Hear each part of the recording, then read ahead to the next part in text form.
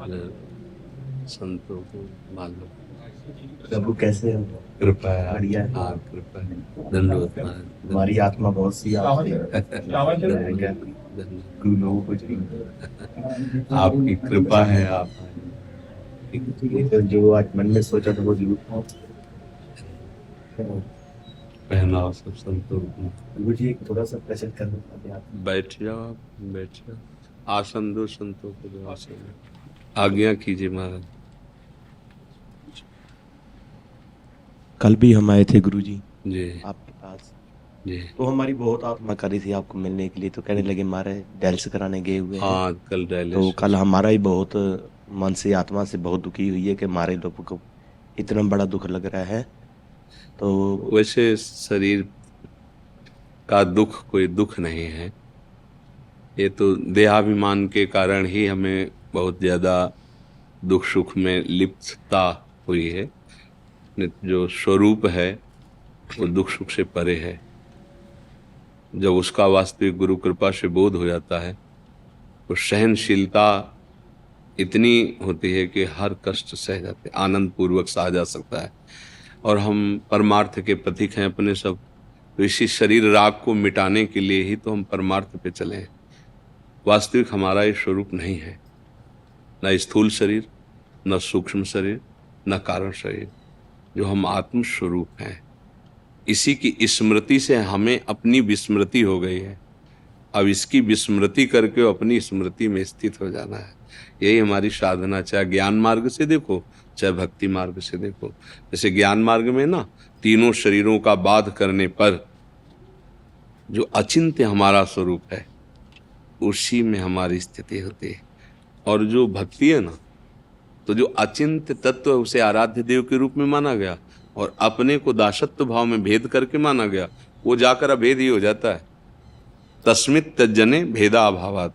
प्रभु और प्रभु के जन में अभेद स्थिति, जानत तुम्हें तुम्हें हो। तो बात तो घूम के वहीं आती है। तो अपने को भगवत चिंतन में रखना, चाहे वो आत्मस्वरूप का चिंतन, चाहे गुरुदेव का चिंतन हो, चाहे प्रभु के नाम रूप लीला का चिंतन हो, वो एक ही परम तत्व के ये चिंतन। हमारा चिंतन देह और देह जनित भोग और देह जनित चेष्टाएं, ये हमारा चिंतन है। मतलब व्यवहार में वर्णन किया जाता है, लेकिन अपने लोग व्यवहार के नहीं, अपने लोग परमार्थ के सुभट हैं, परमार्थ के योद्धा हैं। तो हमारा यही प्रयास रहना चाहिए कि अंदर से जितना बाह्य चिंतन है वो सब विस्मृत हो जाए। बाह्य व्यवहार की सत्ता नहीं है। ना सतो विद्यते भाव, ना भाव विद्यते सत्ता। जिस सत का कभी अभाव नहीं है उसी का अनुभव करना है।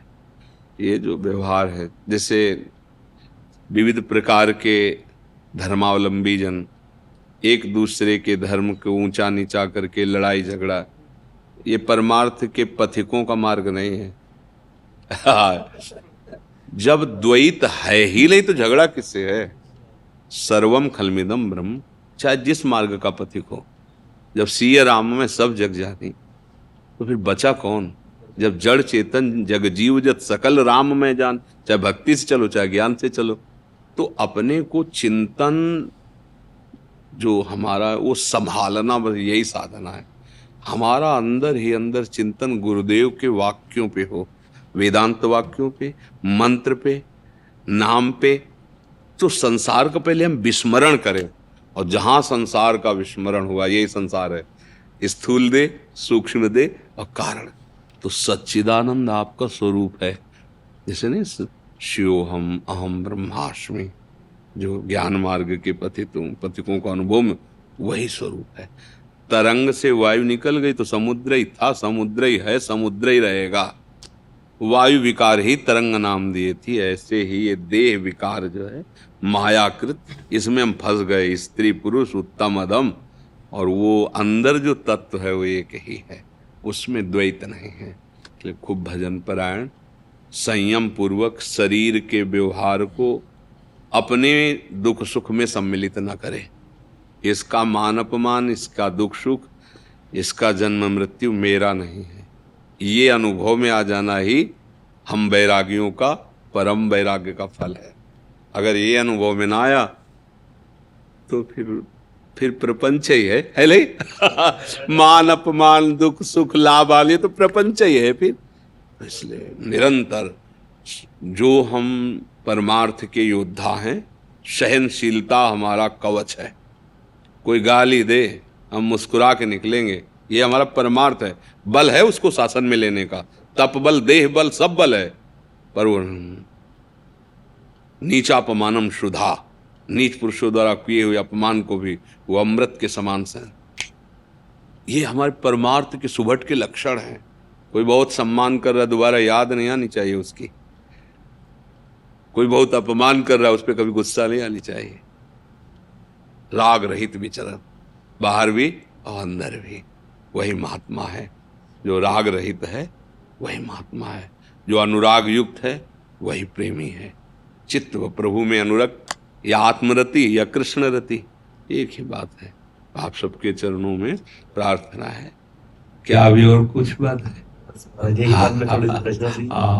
मन की जो शंका से और हमें बड़ा सुख मिलता है जैसे आप देखकर महाराज जी हमें बहुत खुशी हुई है। आपको कुछ चाहिए? नहीं, आप सब गुरुजन है, आप कृपा करके दर्शन देने आए। हम अदम रोगी शरीर तो जा नहीं पाते, तो आप सब महापुरुष आ करके हमें दर्शन देते हैं।